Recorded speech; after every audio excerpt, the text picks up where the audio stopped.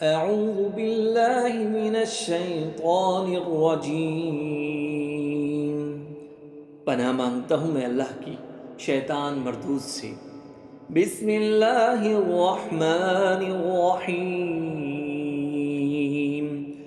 شروع اللہ کے نام سے ہے جو سب پر مہربان ہیں، بہت مہربان ہے۔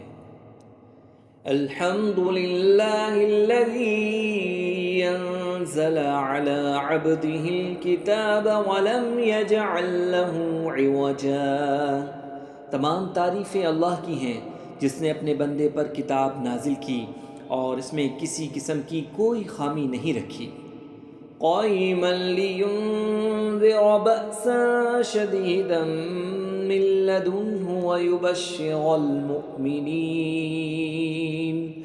ويبشر المؤمنين الذين يعملون الصالحات أن لهم أجرا حسنا، ایک سیدھی سیدھی کتاب جو اس نے اس لیے نازل کی ہے کہ لوگوں کو اپنی طرف سے ایک سخت عذاب سے آگاہ کرے، اور جو مومن نیک عمل کرتے ہیں ان کو خوشخبری دے کہ ان کو بہترین اجر ملنے والا ہے۔ ماکثین فیہ ابدا، جس میں وہ ہمیشہ ہمیشہ رہیں گے۔ وَيُنذِرَ الَّذِينَ قَالُوا اتَّخَذَ اللَّهُ وَلَدًا، تاکہ ان لوگوں کو متنبہ کرے جو یہ کہتے ہیں کہ اللہ نے کوئی بیٹا بنا رکھا ہے۔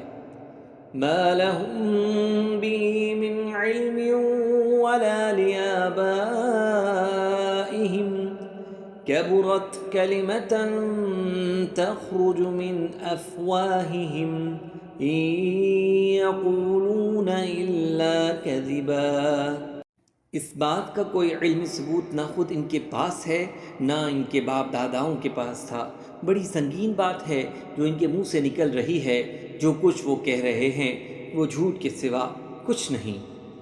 فَلَعَلَّكَ بَاخِعٌ نَفْسَكَ عَلَىٰ آثَارِهِمْ إِن لَّمْ يُؤْمِنُوا بِهَٰذَا الْحَدِيثِ أَسَفًا، اب اے پیغمبر اگر لوگ قرآن کی اس بات پر ایمان نہ لائیں تو ایسا لگتا ہے جیسے تم افسوس کر کے ان کے پیچھے اپنی جان کو بھلا بیٹھو گے۔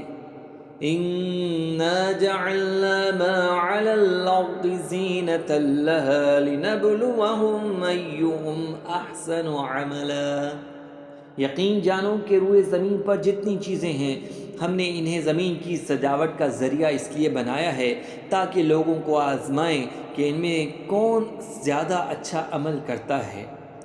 وَإِنَّا لَجَاعِلُونَ مَا عَلَيْهَا صَعِيدًا جُرُزًا، اور یہ بھی یقین رکھو کہ روئے زمین پر جو کچھ ہے ایک دن ہم اسے ایک سپاٹ میدان بنا دیں گے۔ ام حسبت ان اصحاب الكهف والرقیم كانوا من آیاتنا عجبا، کیا تمہارا یہ خیال ہے کہ غار اور رقیم والے لوگ ہماری نشانیوں میں سے کچھ زیادہ عجیب چیز تھے؟ اذ اوى الفتية الى الكهف فقالوا ربنا آتنا من لدنك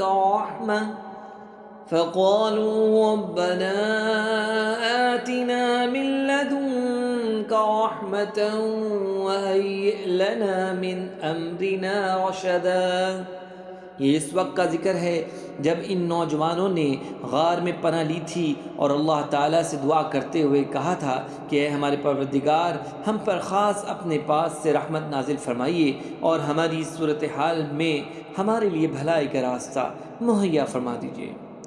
فَضَرَبْنَا عَلَىٰ آذَانِهِمْ فِي الْكَهْفِ سِنِينَ عَدَدًا، چنانچہ ہم نے ان کے کانوں کو تھپکی دے کر کئی سال تک ان کو غار میں سلائے رکھا۔ ثُمَّ بَعَثْنَاهُمْ لِنَعْلَمَ أَيُّ الْحِزْبَيْنِ أَحْصَىٰ لِمَا لَبِثُوا أَمَدًا، پھر ہم نے ان کو جگایا تاکہ یہ دیکھیں کہ ان کے دو گروہوں میں سے کون سا گروہ اپنے سوئے رہنے کی مدت کا زیادہ صحیح شمار کرتا ہے۔ صدق اللہ العظیم۔